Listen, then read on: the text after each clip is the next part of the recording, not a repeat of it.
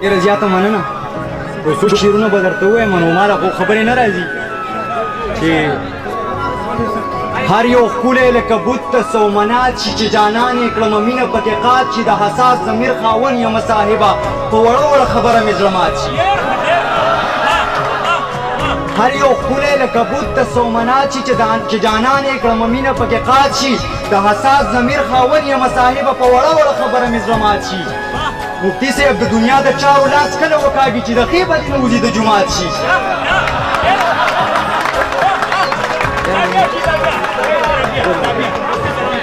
د دنیا د چارو لاس کله وکاږي چې د ښې بدې نه وځي د جومات شي. مونږ بې وسه یو د مینې کمی نشته دا زمونږ قسمتونه دي میراث شي. مونږ بې وسه یو د مینې کمی نشته دا زمونږ قسمتونه دي میراث شي چې مین شي نو د لا د باده وځي د چینار په شان سړی وي خو رامات شي.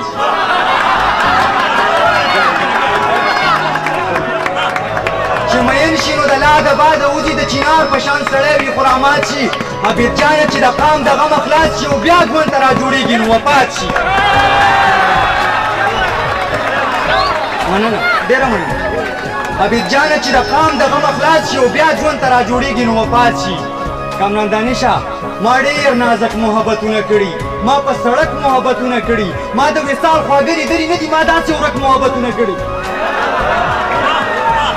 ما د وصال خواږه لیدلي نه دي ما داسې ورک محبتونه کړي د زمانې هر یو ناکام عاشق د زهرو ډک محبتونه کړي ما د تورخم برید لا منلی نه دی ما ته راټک محبتونه کړي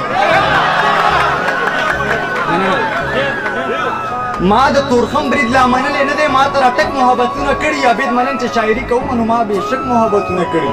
ډېره مننه.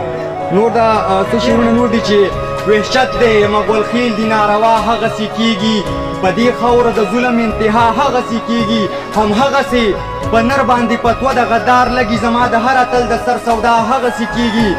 د سر قاتل مې اوس هم په دې ښار کې ازاد ګرځي انصاف ړوند دی په جار باندې ګناه هغسې کېږي. حاجي صاحب ما ته پته ده تا شپږ حاجونه کړي حاجي صاحب خو دا ستا چم کې جړه هغسې کېږي.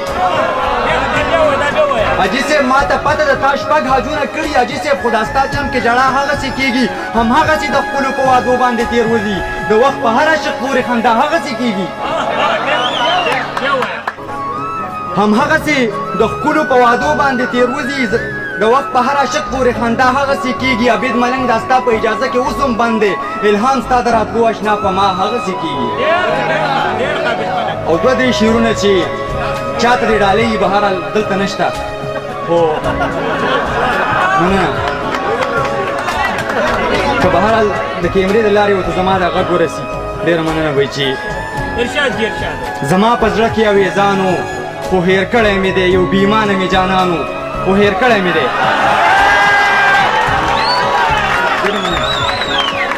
زما په زړه کې اویزانو خو هېر کړی مې دی یو بیمانه مې جانانو خو هېر کړی مې دی.